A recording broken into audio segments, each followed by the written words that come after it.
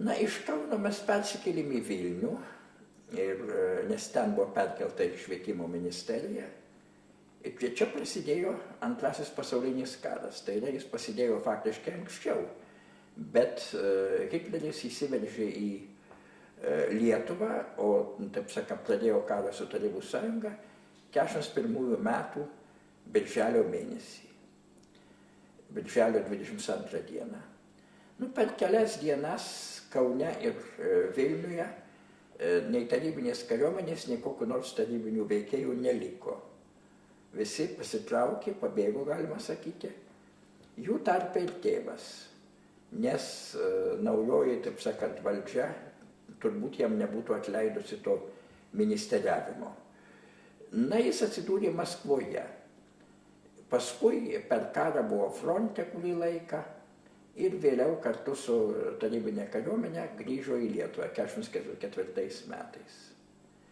O mes su mama likome Lietuvoje, nes per tokį karo pradžios chaosą, bombardavimus, netvarką tiesiog pasimetėm.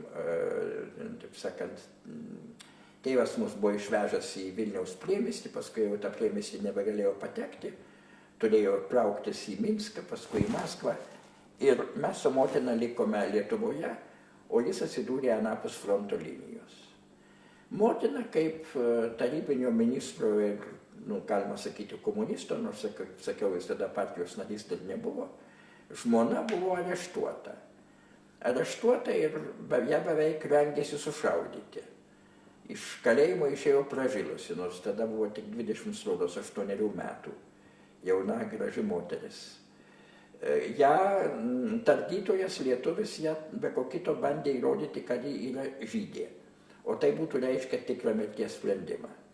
Bet ji nebuvo žydė, ji buvo etninė lietuvaitė, katalikė ir atrado liudininkų, kurie tą paliudijo. Tada ją po kiek laiko paleido iš kalėjimo, paliko policijos priežiūroje. Jinai ten turėjo registruotis kažkur policijoje, paskui ir tas rodos buvo nutraukta, bet kurį laiką, žodžiu sakant, ji buvo policijos priežiūroje ir mūsų gyvenimas nebuvo lengvas. Bet gyvename Kauno priemiestyje, Aukštojoje Fredoje, senelio šeimoje, pas senelį profesorių Raškauską ir jo žmoną. Jie turėjo namą, turėjo sodą, ten vietos užteko visiems. Ne tik man, bet dar buvo mano pusbrolis, rašytojo Petro Cvirkos sūnus Andrius. Truputį už mane jaunesnis, jeigu man karo pradžioje buvo 2 metai su trupučiu, tai jam turbūt dar ir 2 metų nebuvo.